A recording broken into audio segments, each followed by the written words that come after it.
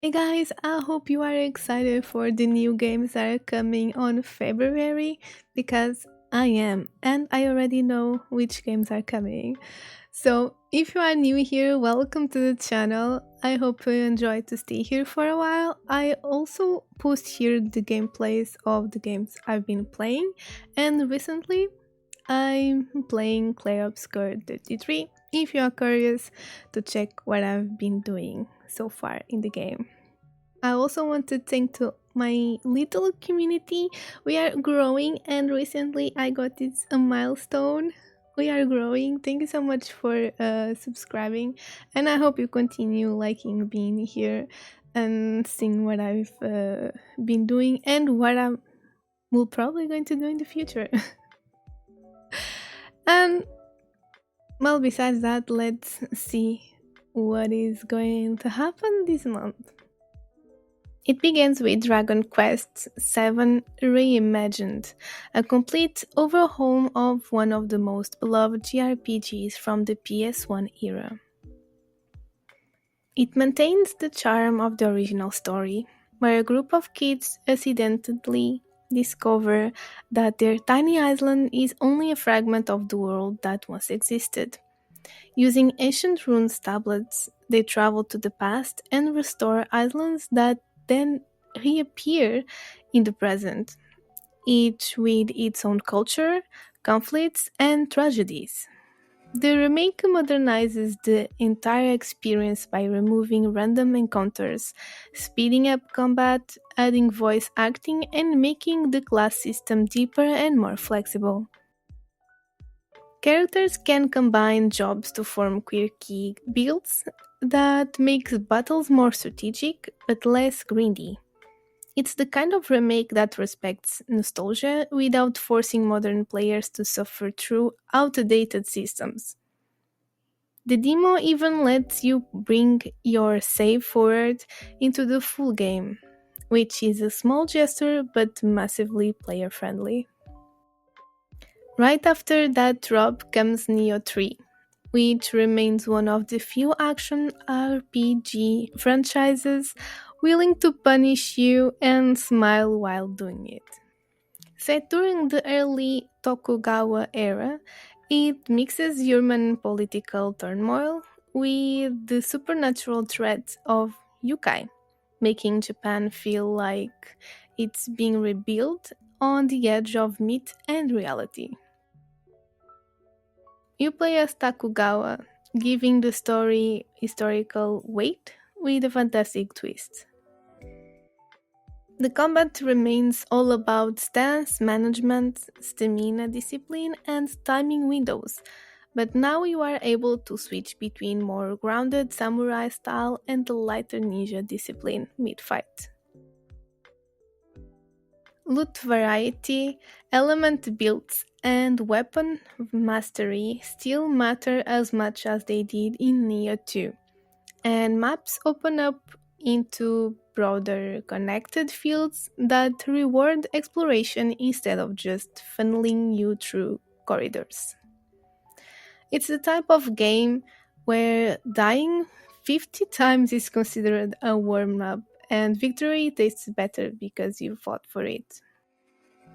A few days later, we get Relooted, an indie PC release that embraces chaotic physics, arena design, and speedrunning mentality.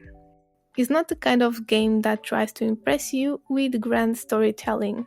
Instead, it focuses on tight mechanics, strange weapons, movement tricks, and fast resets. The joy comes from the experimenting and trying to break the sandbox in clever ways. It's easy to imagine streamers discovering impossible shortcuts or players posting world record ricochets and grapple shots to skip half of a level. It's very replay focused and thrives on that loop of just one more run. Romeo is a dead man arrives next, and with Suda 51 involved, it was never going to be normal. The game follows Romeo, Stargazer, a man revived by experimental technology and drafted into a time jumping investigative agency to locate his missing girlfriend, Juliet. It's stylish to the point of excess, neon colors, bizarre edits, weapon combos that look choreographed, and the narrative that feels like someone mixed a comic book with a fever dream. Grasshopper Manufacture always blends humor with existential dread, and Romeo is a dead man seems to continue that transition.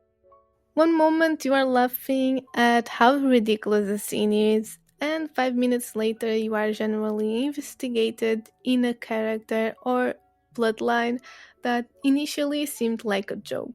It's cinema drilled through a punk sensibility and turned into a game. Then comes Mario Tennis Fever for the Switch 2, a bright antidote to all of the doom and yokai. Nintendo sports titles have a habit of looking cute until someone lands a trick serve that curves across the screen while the stadium explodes in particle effects, and your friend besides you swears vengeance. Fever embraces that competitive arcade energy with trick shots, character specials, and curts that affect ball behavior.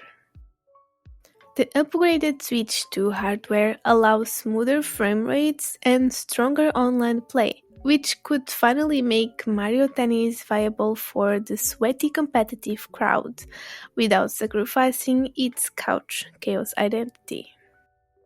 Ride 6 also launches around the same time and caters to a completely different niche: motorsport realism for motorcycle enthusiasts.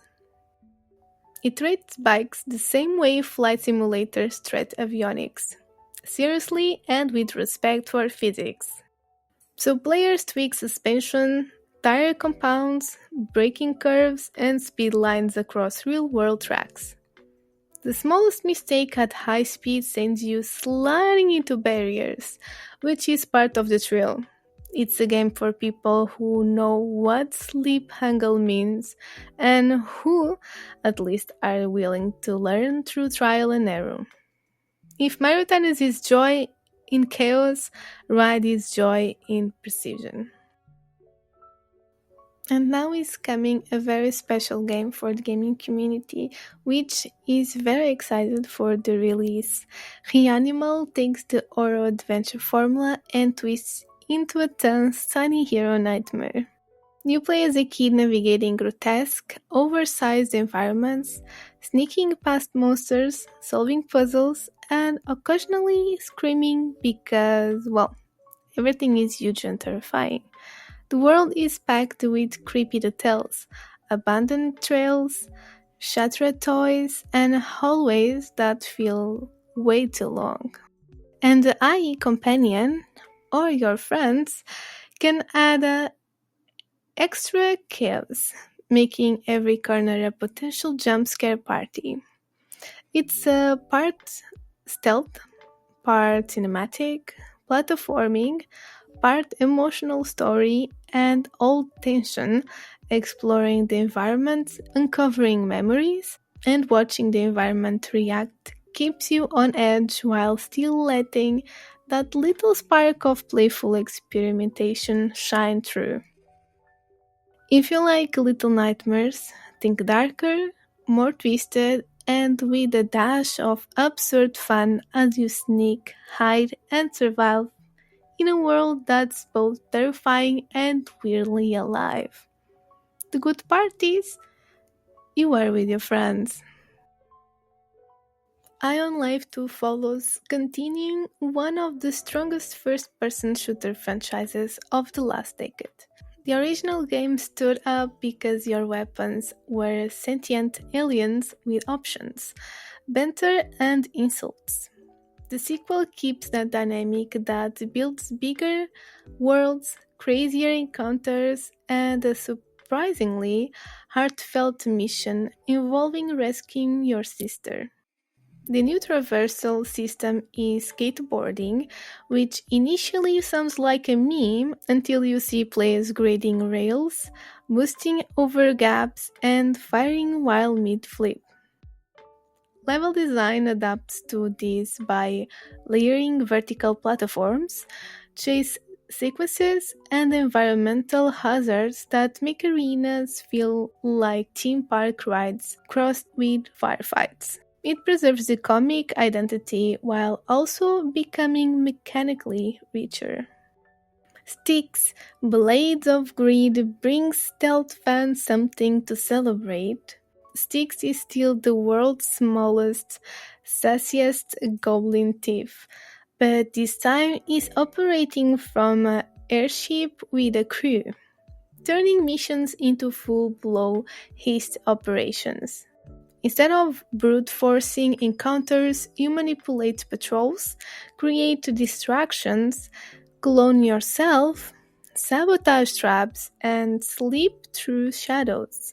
Guards coordinate, search, raise alarms, and change routes based on suspicion, rewarding players who think several moves ahead. Its stealth with personality and Stick's sarcastic commentary keeps it from ever feeling green. The month closes with Resident Evil Requiem, and it wouldn't be a proper February without Capcom delivering something unsettling. Instead of a soldier archetype, the protagonist is Grace Ashcroft, an FBI analyst who has no business fighting bioweapons, which is exactly why she's interesting.